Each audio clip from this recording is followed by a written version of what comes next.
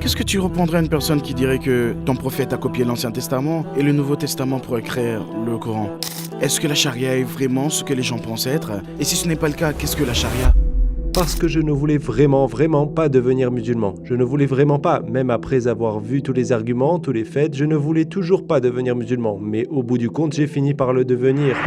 Quand je regarde le christianisme, je le vois toujours comme un livre avec beaucoup de vérité, mais pas toute la vérité. Certaines personnes me disent « Pourquoi as-tu quitté l'équipe de Jésus ?» Je leur dis « Eh bien, je n'ai pas quitté l'équipe de Jésus. Jésus est dans notre équipe aussi. » Assalamu alaikum frère Joram, merci d'avoir accepté notre invitation. Notre première interview avec toi est devenue virale et a plus de 4 millions de vues aujourd'hui. Est-ce que tu t'attendais à un tel intérêt ou est-ce que tu as été surpris? Oui, j'ai été surpris. Je ne m'attendais pas à ce que ça devienne viral. 4 millions de vues, c'est beaucoup, bien sûr. Mais alhamdoulilah, c'est une bonne chose. Je pense parce que ça a peut-être aidé à diffuser le message, expliquer un peu pourquoi je me suis converti et surtout ce qu'est l'islam de manière très simple. Parce que, bien évidemment, je ne suis pas un savant et ça a peut-être aidé. Est-ce que tu peux partager avec nous certains retours que tu as reçus, positifs ou négatifs, et lequel a été le plus intéressant selon toi? Alors, il y a eu une douzaine de personnes qui ont dit « Eh bien, pour moi, ça a été le dernier coup de pouce. » Ils ont fait la shahada. Ouais, il y a quelques personnes qui sont devenues musulmanes, pas grâce à notre interview, bien sûr, mais ça les a aidés parce qu'ils ont littéralement dit que c'était le dernier coup de pouce. Donc oui, je pense que c'est une chose remarquable. Bien sûr, il y a eu quelques retours négatifs, mais c'est normal, je pense. Le témoignage le plus remarquable est venu d'un bouddhiste, c'était très drôle, et il m'a dit « Eh bien, je ne me suis jamais intéressé aux religions. » Et il a dit « Je suis bouddhiste ». Et quand on regarde les concepts fondamentaux du bouddhisme, d'une certaine manière, ça a une tendance athéiste parce que le but du bouddhisme, d'une certaine manière, est d'atteindre le nirvana, ce qui signifie que l'on disparaît en quelque sorte. Et il a dit « Eh bien, je l'ai toujours considéré comme de l'athéisme spirituel ». Bien sûr, ce sont ses paroles. Mais il a dit « C'était la première fois que je me suis dit que peut-être il y a autre chose, peut-être qu'il y a un créateur ». Il a commencé à regarder et à étudier. Et c'est l'un des gars qui a fait la shahada au bout du compte. Donc c'était très amusant à entendre dans le contexte néerlandais qui est très agnostique, très laïque. Il y a un arrière-plan historique chrétien et puis il y a un bouddhiste aux Pays-Bas qui est devenu musulman. Permets-moi maintenant de te poser quelques questions qui sont fréquemment posées par les non-croyants. Qu'est-ce que tu répondrais à une personne qui dirait ton prophète a copié l'Ancien Testament et le Nouveau Testament et a inventé le Coran? Oui, c'est impossible, non, c'est vraiment impossible. Bien sûr, je me suis penché sur cet argument aussi, surtout quand j'étais critique envers l'islam. Mais quand on regarde le Coran et la façon dont il est construit, c'est presque impossible pour quelqu'un, surtout quand on n'a pas d'ordinateur, de s'assurer qu'il y a bien une unité. Et il y a beaucoup d'unités, que les gens le croient ou non. Même les personnes très sceptiques de la tradition occidentale, voire de la tradition orientale. Et je ne parle pas des pays musulmans. Ils disent que c'est un livre remarquable. Donc pour quelqu'un qui n'avait pas d'ordinateur, qui était en quelque sorte analphabète, il est impossible d'écrire quelque chose comme ça.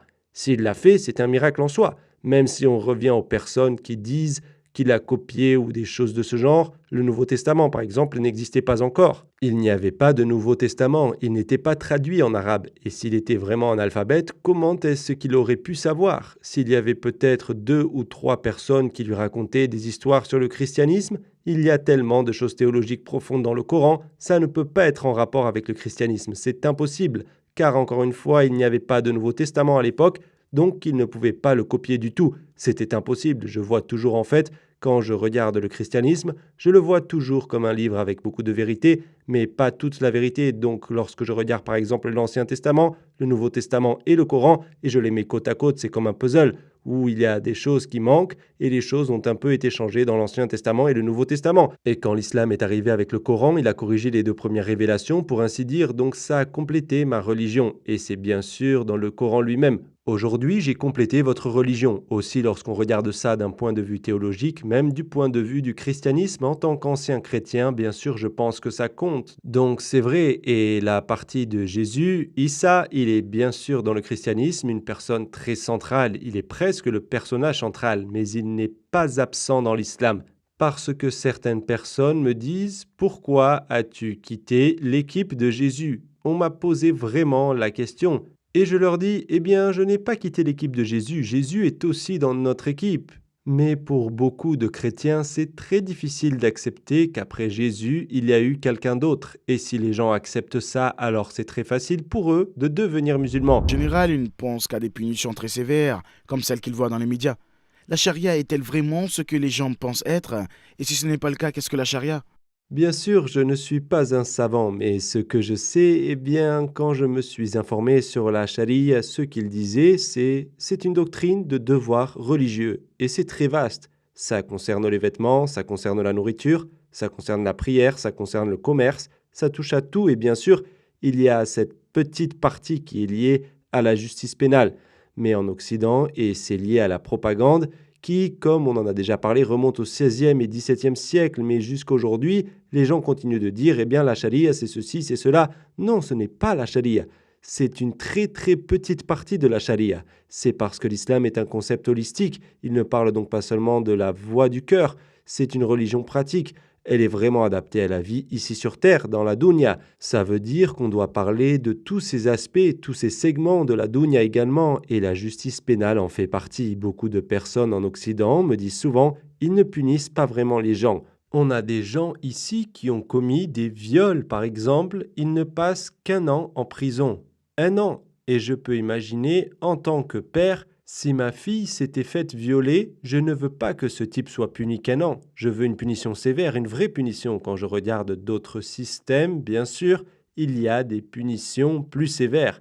Mais ce n'est pas ça la charia. Et de plus, vous avez ce concept de shubuhat, je crois. Avant que quelqu'un ne soit vraiment puni de cette façon, il y a tellement de facteurs, tellement de restrictions que c'est presque impossible. La plupart du temps, le but est seulement de s'assurer que les gens comprennent que ce que tu es sur le point de faire ou que tu as fait est très grave. Mais en Occident, ils ne voient pas les choses comme ça parce qu'ils ne veulent pas voir l'islam pour ce qu'il est la plupart du temps, surtout les gens qui connaissent l'islam de base, mais qui ne veulent vraiment pas être musulmans. Donc ils prennent ces arguments et ils les déforment un peu et ils les font paraître très effrayants, ce genre de choses.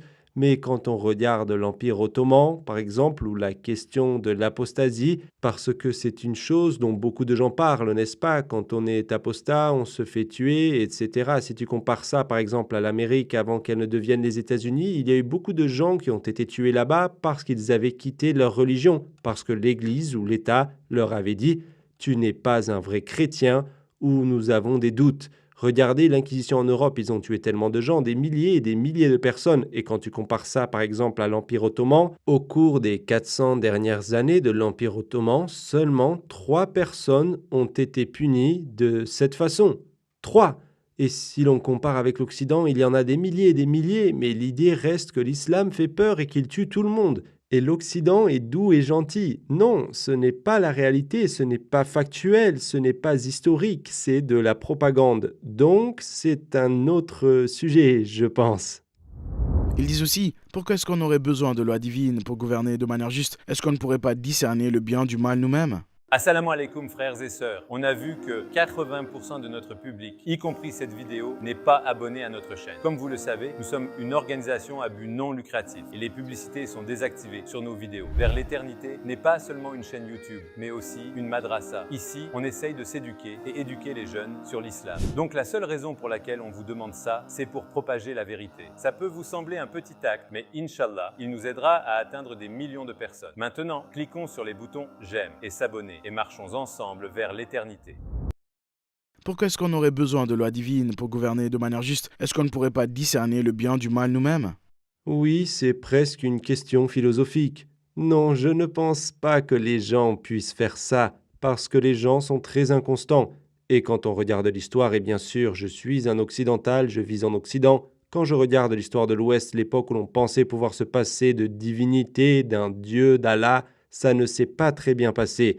Quand on regarde par exemple la RDA, l'Allemagne de l'Est, ou quand on regarde l'Union soviétique, par exemple la Russie, ils avaient le communisme.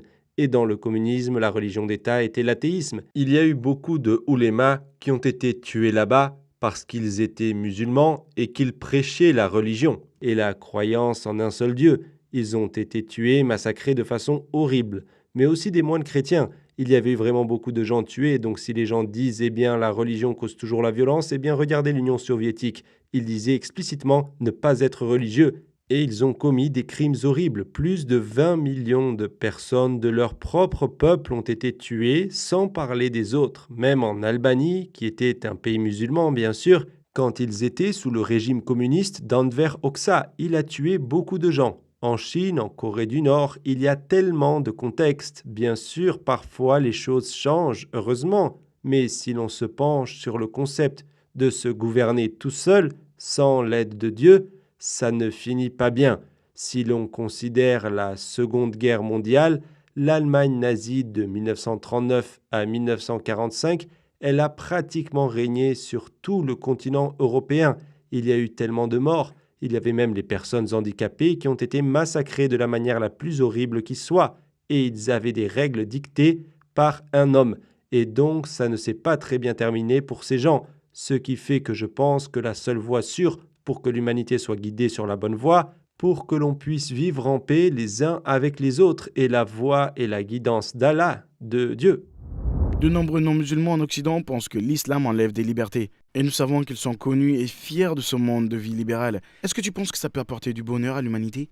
Eh bien, je pense que l'islam, c'est la liberté, parce que personne n'est complètement libre. On est toujours l'esclave de quelque chose, esclave de son argent, esclave des femmes, esclave des beaux vêtements ou esclave de n'importe quoi. Alors au moins, soyons esclaves de la vérité. Donc la vraie liberté, qu'est-ce que la liberté ? Le fait que l'on puisse être ivre, ou que l'on puisse consommer des drogues, ou que l'on puisse commettre la zina, ou autre chose. Ce n'est pas la vraie liberté. Au bout du compte, vous ne serez pas heureux. Et c'est pareil avec les petits-enfants. Si je demande à mon enfant « Qu'est-ce que tu veux manger ?» Elle va me dire « Des bonbons ». Si je lui donne des bonbons toute la journée, elle en sera malade. Et à la fin, peut-être qu'elle en mourra. Parce qu'elle n'ingérera aucune vitamine, elle ne mangera pas de légumes, ou de protéines, ou d'autres nutriments. Le fait que ça nous semble amusant ne veut pas dire que c'est amusant. Et ça ne veut pas dire que ça sera utile sur le long terme. Donc je pense que si tu es musulman, essaie juste de pratiquer l'islam. Et je sais que beaucoup de gens disent « quand on est musulman, on ne peut pas faire ceci ou cela ». Tu peux presque tout faire, sauf certaines choses. Et les choses que tu n'as pas le droit de faire sont en rapport avec ton bien-être. Ils te disent « ne bois pas d'alcool, ne consomme pas de drogue, ne fais pas ça ». Et il y a une raison. Ce n'est pas pour t'embêter ou te faire sentir mal, non. C'est pour t'aider et faire en sorte que tu sois heureux. Si tu es musulman ou même si tu n'es pas musulman, si tu es toujours en train de consommer de la drogue ou si tu consommes d'autres choses comme de l'alcool ou que tu ne fais que sortir des rencarts, des boîtes de nuit, tout ce que tu veux, la plupart de ces gens finissent malheureux quand ils sont seuls parce qu'au bout du compte, ils cherchent un homme ou une femme et ils veulent avoir des enfants. Ils veulent se marier, c'est ce que veulent la plupart des gens. Mais toutes ces choses ne vont pas t'aider à créer des relations durables, où le bonheur est au centre des préoccupations. Parce qu'en fin de compte, je pense qu'on veut être ce qu'on appelle les gens de la Sa'ada, n'est-ce pas ? Tu veux être heureux, tu veux être proche du Créateur. Et le seul moyen d'y parvenir, c'est l'islam. Donc oui, je pense que les gens doivent réfléchir à ce qu'est la vraie liberté. Le fait qu'il y ait tant de stars dans l'histoire qui étaient très riches, ils sortaient avec de beaux hommes ou de belles femmes, ils ont consommé de la drogue et de l'alcool. Beaucoup de ces personnes se sont suicidées. Et ce n'est pas parce que toutes ces choses les rendaient heureux. Sinon, ils seraient encore là. Et bien sûr, ce n'est pas le cas pour tout le monde. Mais ces personnes avaient tout à l'extrême.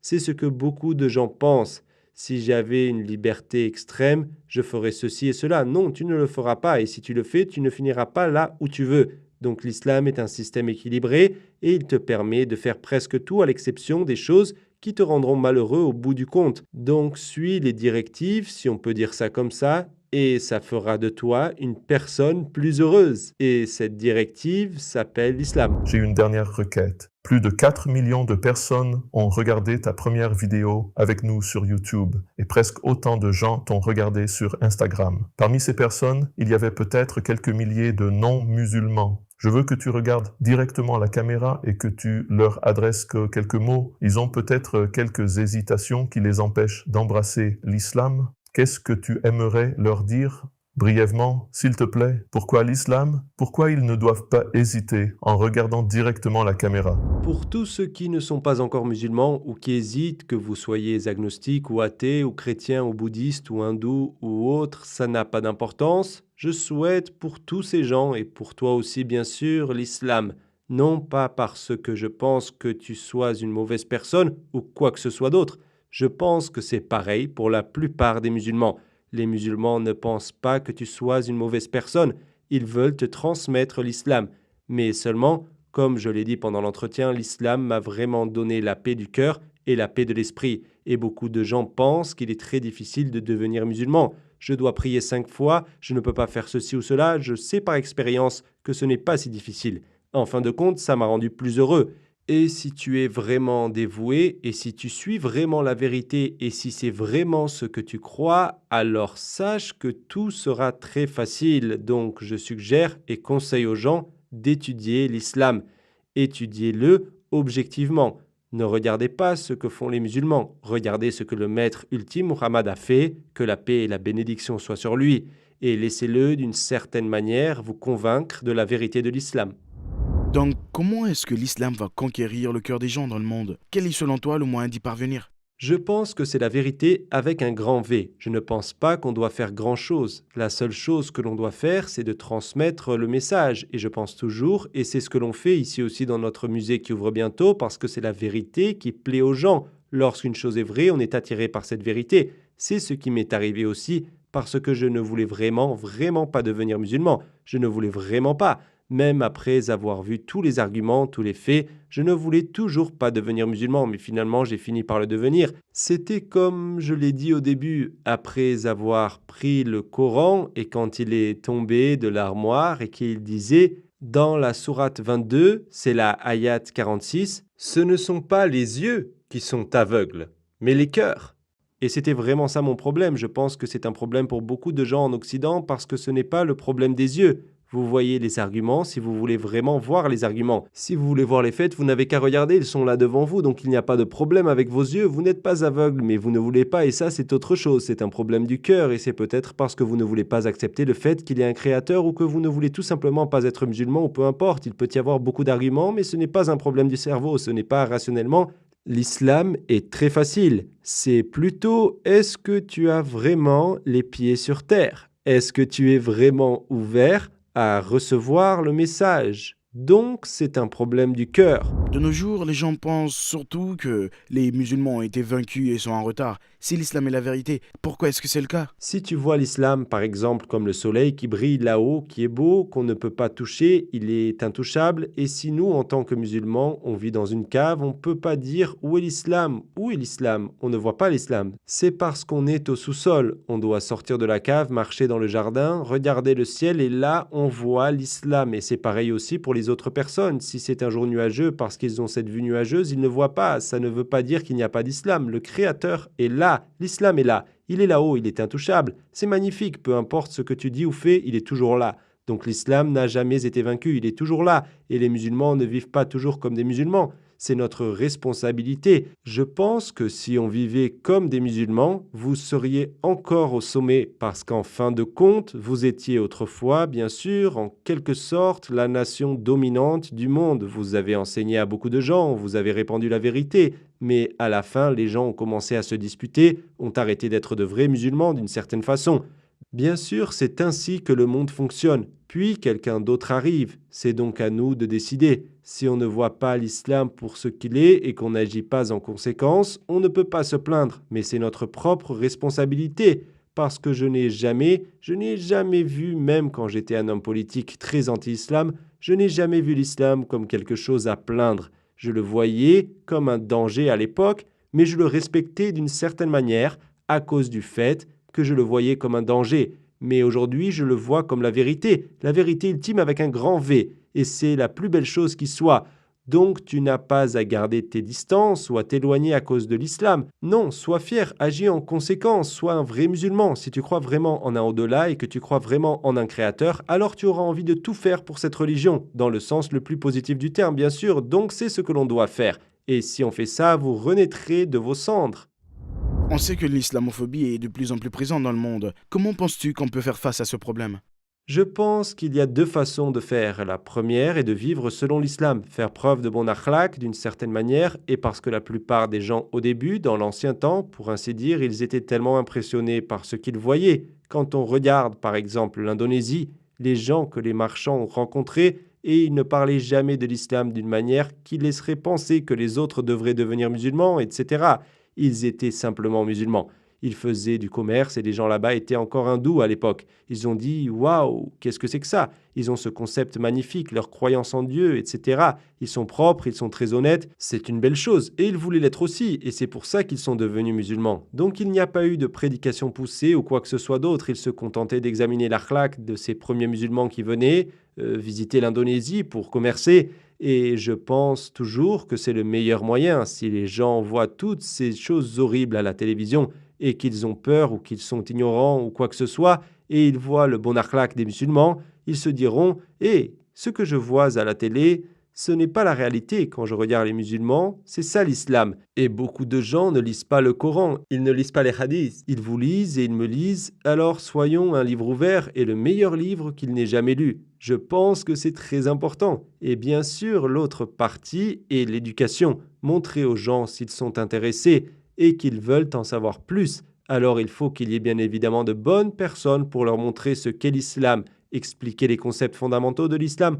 Donc je pense qu'il y a deux façons de faire. Certains musulmans disent je suis quelqu'un qui va de la maison au travail et du travail à la maison, ou je suis étudiant et ils demandent comment je peux parler de l'islam à mon entourage. Est-ce que tu penses qu'ils peuvent diffuser ce message aussi? Oui, bien sûr, tout le monde, tous les musulmans devraient d'une certaine manière inviter les gens à l'islam. Et même si les gens sont déjà musulmans, vous pouvez renforcer l'iman de chacun. Donc je pense qu'il faut s'entraider mutuellement un peu parce que c'est un monde difficile dans lequel on vit et ce n'est pas toujours amusant. Et il y a beaucoup de chagrin, il y a beaucoup de tristesse, mais l'islam nous réconforte bien sûr. Donc si tu es capable de réconforter des gens et de renforcer les gens et de stimuler leur iman, ça donne aussi de la satisfaction.